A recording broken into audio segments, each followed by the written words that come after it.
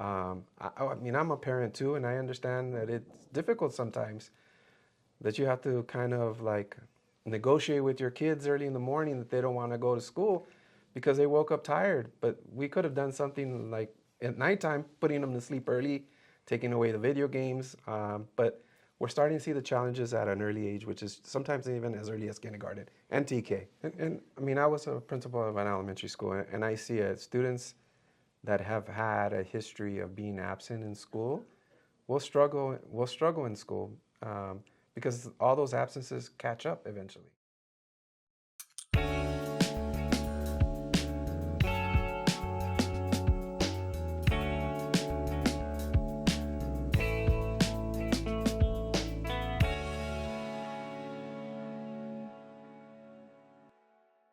Welcome, Linwood Unified School District families, to another episode of Beyond the Classroom.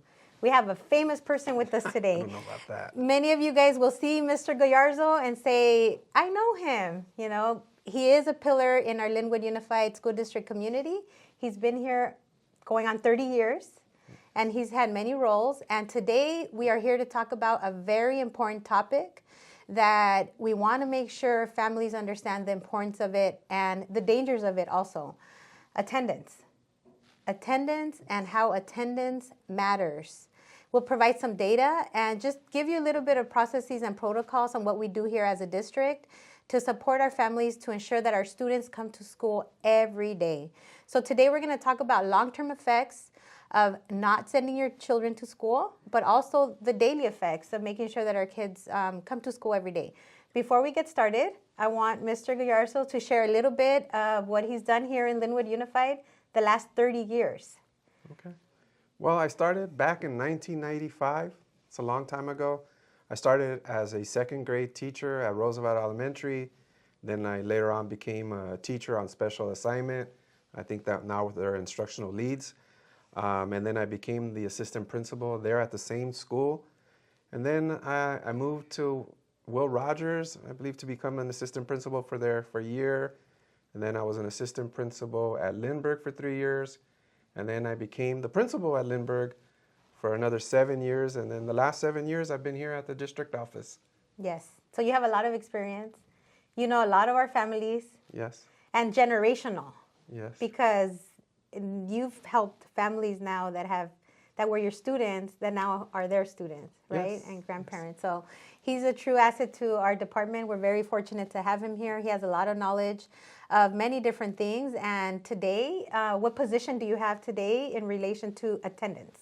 Well, I'm the coordinator here in Student Services, and one of my main roles is I'm the SARB chairperson, and we work with families whose students are struggling to come to school on a regular basis. Mm-hmm. And we have meetings to assist them and to see how we can get them back on track. Okay, let's go ahead and dive right in. So what is SARB? Well, SARB is short for the School Accountability Review Board. It's a board of maybe 4 or 5 people that come together to try to solve students' attendance issues. And that's the last step. Yes. After schools have already done a process. Oh, absolutely. So families come to you here and the board to talk about, resources and support. So can we talk about how it gets, everything that happens before it comes to you? Oh, why it would come to you? Yes, there's a lot of steps before they get to the district office. The school, almost on a regular basis or on a daily basis, will call the families to let them know that their child is absent or tardy on a certain day or period. And then if they've been 3 unexcused absences, they're going to receive a notice of truancy, which we call an NOT letter, and they get one the first time. And then if that continues to, those absences or unexcused absences continue, then they'll receive a notice of truancy too. And then the next step for them, then they'll have a SART meeting. S-A-R-T? S-A-R-T. It's just the step before they get here. The School Accountability Review Team meeting? Yes, and they'll have a meeting there where the school will try to mediate what are the issues or the underlying issues as to why somebody is not coming to school, or even just to have a better understanding. I mean, sometimes the school doesn't know that somebody's going through some medical issues or there's some personal issues going. But that way the school can at least have a conversation with the families to see how they can assist in improving attendance. Yeah. What are some of the ways where you know that those meetings, like the SART and the SARB meetings, have assisted families? Like, what are some of the ways that you have found during those meetings? Well, I mean, sometimes during those meetings, you just kind of want to hear their story. And during that time, we're finding out what is preventing them from coming to school. Sometimes we'll find out that maybe somebody's getting bullied. And so there's like, well, you should have told us that. Or maybe there was, some kind of issue between them and the teacher. Or sometimes there's issues about transportation. Or sometimes it's childcare. So we want to listen to see what it is that's really preventing them from coming to school and how we can help. Or sometimes it's just a medical issue. People are going through allergies, or they have asthma. And even if they have asthma, we have school nurses that can help them administer some of the dosages that they need to, or we help them explain the process of how we can administer medications at the school site. Yeah, so it truly is to help. Yeah, absolutely. Those meetings is to help. A lot of times people, I don't want to say criticize or talk to us about why we want the kids here because, or else we don't get paid, right? And of course, funding is connected to student attendance, right? Yeah. But in addition to, of course, schools receiving funding, why do we want kids here? Well, we know that when kids miss school, that they're missing out in their schoolwork. And then they're going to start falling behind. And then it just kind of becomes a domino effect. I missed school today. I missed out on the lecture that the teacher had. I have to walk into class the next day. And somehow I didn't get the instruction from the previous day. And so you kind of get this hopeless feeling when you're missing school so often, is because you're walking in and you're just like, the other kids next to me already learned this. And so I'm just falling further and further behind. Mm-hmm. And we hear that, especially with middle and high school kids. Yes. Like when they get to a point where they're like, I already have a 40% on my grade, so how am I going to catch up? So, but does it start in high school? No. We're finding, our data says it's starting from kindergarten.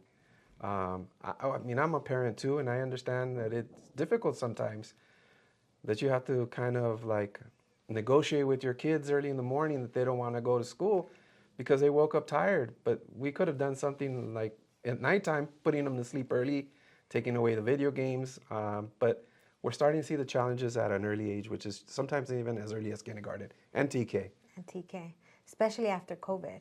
Absolutely. What happened after COVID with our attendance rates? Oh, they went dramatically down. A lot of students, it's been taking them some time to readjust and come back to our normal way of coming to school every day. Yeah.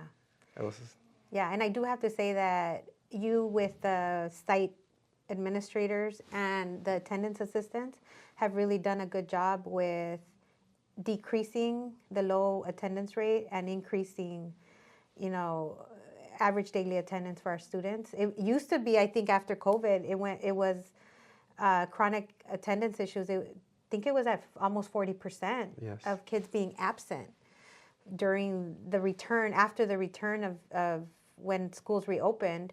And it's slowly been decreasing to now, I think in November, it was 18%. Yes. Which is drastic, which is good with the different resources. So I do want to share some data. Okay. Just to see what you have to say about this. So there is an estimated 5.7 million students in the United States who are chronically absent from school. So that means they're absent 2 days every month. That's correct. From school. So it's a lot of people. Yes. Which is why we felt this podcast is important, because we want our families to know how it's going to affect the students if they're not in school. Yes. Right? This is another one that I feel is sad, because our little ones are truly under our control as parents. That's right. So kindergarten and first grade students who are chronically absent have an 81% chance of reading below grade level in third grade. That's right. So if they're not in school in kinder and in first grade, by the time they're in third grade, they're going to read below grade level. Yes. And what do we know what do we know that the government uses to create prisons? Well, they use the reading by third grade indicator as to how many prisons they're going to build. They use that number because they believe that that's how many, prisoners there's going to be. They use that number as an indicator. Yeah, the third grade. So I know we don't think of it like that, but when we think about, should I allow my child to stay home just because they don't want to in kinder, now TK kinder, first grade? No, we really have to think about the future, not just right now. Yes, and we need to start them coming to school every day since kindergarten and first grade, because then we develop those habits. If it's okay for them to stay home, once in a while, like 1 or 2 days a month, and it's people believe that's not going to have a negative impact on them. It's going to develop a habit that it's okay for them to stay, and that habit doesn't go away. It'll continue to the second grade, third grade, and then we're going to see them in high school, and then it's going to be it's going to be almost impossible for them to graduate at that point because they've missed so much school and are so far behind. Yeah.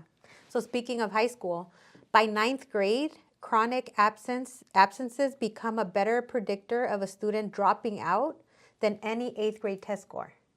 So for example, if they were in school in 8th grade and they took a test and they got an A in algebra. But if they're in 9th grade and if they start missing school, that's going to be a higher indicator if they're going to drop out. Oh, absolutely. We see the correlation when we have our SARB meetings here with a lot of students that have been absent a lot that are behind in units. Yeah. And it kind of goes hand in hand. If you're absent too many days in school, you're going to fall behind because you need to be there to do the assignments. And so it's just like a domino effect that happens with them when they're absent in school. If you're not there, then you're not receiving the instruction that you need to be successful in class. Absolutely. And then by college, like let's say hopefully students make it to college that have chronic attendance issues, but a chronically absent high school graduate has an 11% chance of receiving a college degree. So the chances become lower. Absolutely. If attendance. This is another one. By 6th grade, chronic absence becomes a leading indicator that a student will drop out of high school. So this is data that starts from early that just continues until they're older. And I mean, I was a principal of an elementary school, and I see students that have had a history of being absent in school will struggle in school because all those absences catch up eventually. Yeah. Even like if I miss work one day, when I come back the next day to work, I'm trying to catch up from the day before. So these lessons that we learn in the classroom carry on into us in life. Mm-hmm. I think I can relate. Everybody can relate, no matter what job you have. If you miss one day of work, the work piles on to 2 days, and you start feeling hopeless that, oh my, I shouldn't have taken that day off. Well, just imagine our kids that are missing 2 days a month. They're missing 20 times in a year. And if we do that times 12 years of their academic careers here, they almost missed the whole year of school. Mm-hmm. So, yes, if people are believing that 1 or 2 days don't make a difference, they do. You're going to miss a whole year of school if you continue that trend. Yeah. And that's so, it's so sad because we want our kids to be successful. And we don't, you're right, because we don't think little things add up, but they add up. They do. They add up, and our kids are affected by it. So what would you say? I do want to clear this up, though. Mm-hmm. We do know that there's students that have true medical conditions. Absolutely. Right? So this is not to make any parent that has a child with a medical condition feel that this conversation is for you, because students with medical conditions, we have different resources that can support the families. We have a 504 plan, which are accommodations for students that have medical conditions. because we understand life happens. Yes. So this does not apply to those students that have medical conditions that we have. Right. This is for students that are 100% healthy, Yes. that are able to come to school every day, but aren't coming because of various reasons. Yes. What are some of the reasons that you find that students aren't coming to school? Well, I mean, it depends also, like the age. I mean, Right. in the early ages, we're just finding that kids just fight with their parents every morning to get to school. When they get older, I mean, now at that point, parents give them a little bit more independence. It's up to them. A lot of parents believe they're taking their kids to school. They drop them off, but they're not making it inside. So we have a variety of reasons as to why they don't come, but that's why we have these meetings with them, so we can find out what those barriers are and how we can help them, assist with them with those things. I mean, if somebody's saying, hey, I have anxiety, well, our district has a mental health collaborative here that can help them with that, and the students can receive the assistance that they need. Sometimes we find out that they're having, medical issues, like you mentioned earlier. Well, we can work with the school as to how the child can make up some of that work. We have independent studies programs, sometimes short-term, long-term, depending on what it is, what support that they're going to need so that they can be successful. And if they're communicating with the school, then the school can be there to support them with that. Yes. I remember you made me remember of a story, not a story, a situation that happened where the student would wake up feeling nauseous every morning. Right. And we hear that a lot. Mm-hmm. Like the students wake up nauseous in the morning, they don't want to come to school. So a couple of things parents start thinking that they either are getting bullied, they have anxiety, different things like that. In this one case, we started talking to the student, and we figured out that the student wasn't going to sleep until like 3 a.m. because they were on their phone. Yes. So then 6 o'clock in the morning came, it was time to get up. Right. So at that point, like, oh, my stomach hurts. Well, I think parents forget that students need a certain amount of hours of sleep. Yes. If not, physical effects will happen, such as nauseous, tiredness. It's like when you're in your deep, deep sleep, Yes. and then it's time to wake up. That's the worst feeling ever, when you're in your deep sleep and it's time to wake up. But what is happening more and more now, kids are on their phone. They're not being supervised. I think I bring this up almost in every Yes. episode, the dangers Yes. of the phones. Yes. But we see attendance being affected because kids are on their phone late. They're going to sleep. I'm sure you hear about that Yes, I hear this. in the meeting. Yes, I hear that in the SAR meetings where parents tell me, well, I don't know what to do. They're on their phone all night, and then in the morning I can't get them up. Yeah. Well, I mean, I know it's easier said than done, take the phone away, but I mean, you're going to have to figure out how we Yes. disconnect our students from the phones, concentrate more on their sleep and their health. And that's something that I think all parents struggle with. Even ourselves as parents, we struggle with our kids being on the phones too much. But we also know that there has to be a balance, and they have to concentrate on their school. Yeah, absolutely. So I always tell parents this, and I know they don't like it, but if they're not at least 16, they shouldn't have a phone. Right. And I know that's unrealistic. Yeah, I know it's unrealistic. It's unrealistic, but it really requires maturity. Yes. It really requires maturity. It requires supervision because it's affecting their health, then it's affecting their academic success. Yes. Because all this data shows that we want kids to graduate, we want kids to be successful, and if they're not in school, they can't learn and continue to be successful. So let's say a family has come to you, has had a meeting. What would be the outcome of that meeting most of the time? What is the outcome of those meetings? Most of the meetings we come into an understanding. We just let the parents know that we're here to support them any way that we can, and that we really want their students back in school. We want them to be successful because they're ours until they're 18. And we would rather have a student that's happy, having success, than one that is struggling, because then that just adds more of a workload to our teachers, trying to catch up students, because teachers, by by nature are good-hearted. They want all their students to be successful. And a lot of times we have teachers reaching out to us. Can you please help us, make the student understand that they need to come to school every day? We have the principals. Please help us. I mean, sometimes we just have to, bring in the parents and let them know that we're here to help them. Let us help you bring your child to school. And by having these conversations, we'll provide all the resources that we have here at the district office and at the school sites on how we can support that child with whatever issues that they may be having. And help us just remove those barriers. One of the things that I remember I used to tell parents when we were having our start meetings at the campus was planning your day, having a schedule helps so much with getting your child to school. So for example, starting the night before, right? Having dinner as soon as possible, homework, getting them to bed early. I know this is hard, but kids need 8 to 10 hours of sleep every night. Yes. I think even adults need 8 to 10 hours of sleep. We would love, we would love to have. I mean, if you're struggling with your child early in the morning, leave everything ready. Pick out their clothes the night before, leave the backpack by the door. Make sure that you have a time that you need to leave your house to get to school on time. We know that the schools are very crowded in the mornings, so plan ahead for that. If you have a good plan as how you're going to get out the door the next morning, then most likely everybody's going to be less stressed.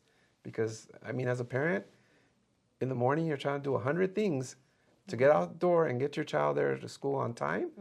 It's pretty stressful. Yes. So as a parents, we need to kind of plan and prepare ahead of time. Yes. So, it is stressful. We've both done it. Yes, we've done it. Taking them, picking them up, all of that. And it does become stressful, but it does help having a schedule.